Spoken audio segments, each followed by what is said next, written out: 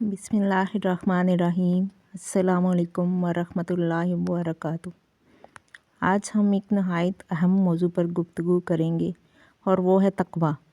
तक़वा वो सिफ़त है जिसके बग़ैर ईमान मुकम्मल नहीं होता और जिसके ज़रिए इंसान दुनिया और आखिरत दोनों में कामयाबी हासिल करता है।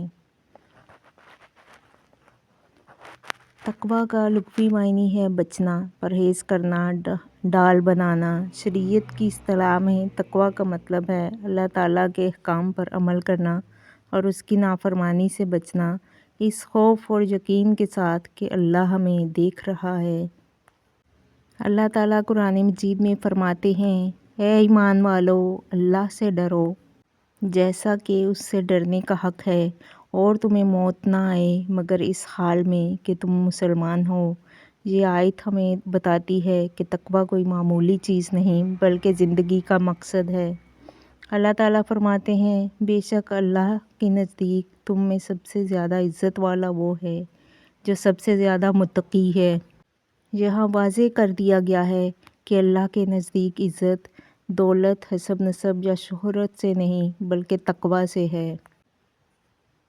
एक और मकाम पर इरशाद होता है, और जो अल्लाह से डरता है अल्लाह उसके लिए निकलने का रास्ता बना देता है और उसे वहाँ से रिज़्क देता है जहाँ से इसे गुमान भी नहीं होता। यानी तक़वा मुश्किलात का हल और रिज़्क में बरकत का ज़रिया है। तक़वा के बारे में अहादीस। नबी करीम सल्लल्लाहु अलैहि वसल्लम ने फरमाया, जहाँ कहीं भी हो अल्लाह से डरते रहो। एक और हदीस में आप सल्लल्लाहु अलैहि वसल्लम ने अपने सीने की तरफ इशारा करते हुए फरमाया, तक़वा यहाँ है। इससे मालूम हुआ कि तक़वा दिल की कैफियत है जो इंसान के अमाल में ज़ाहिर होती है। कुरान मजीद में अल्लाह ताला फरमाते हैं, आप कह दीजिए, क्या मैं तुम्हें उससे बहुत ही बेहतर चीज़ बताऊं? तक़वा वालों के लिए इनके रब ताला के पास जन्नतें हैं जिनके नीचे नहरें बह रही हैं, जिनमें वो हमेशा रहेंगे, और पाकीज़ा बीवियाँ और अल्लाह ताला की रज़ामंदी है। सब बंदे अल्लाह ताला की निगाह में हैं। तक़वा की निशानियाँ।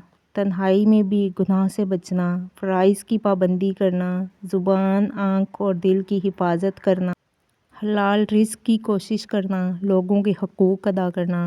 हज़रत उमर रज़ियल्लाहु अन्हु ने तक़वा की मिसाल यूँ बयान की, जैसे कोई शख़्स कांटों वाले रास्ते पर चल रहा हो और अपने कपड़ों को समेट कर एहतियात से कदम रख रहा हो। यही तक़वा है। हमारी ज़िंदगी में तक़वा कैसे पैदा हो? कुरान की तिलावत और गौर व फ़िक्र, नमाज की पाबंदी, नेक लोगों की सोहबत, मौत और आखिरत को याद रखना, हर काम से पहले ये सोचना, क्या अल्लाह इससे राज़ी होगा। तक़वा के फ़वाइद।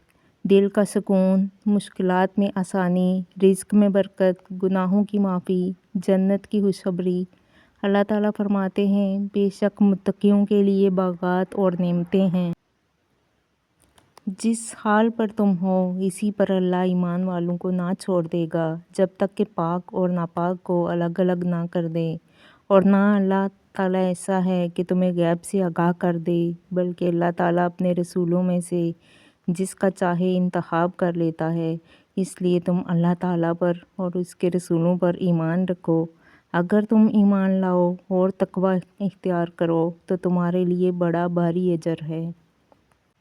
अगर हम चाहते हैं कि हमारी ज़िंदगी में सुकून हो, मुश्किलात आसान हों और आखिरत संवर जाए, तो हमें तक़वा को अपना शिआर बनाना होगा। अल्लाह ताला हमें हकीकी तक़वा नसीब फरमाए, हमारे दिलों को पाक करे और हमें अपनी रज़ा के रास्ते पर चलने की तौफ़ीक़ अता फरमाए।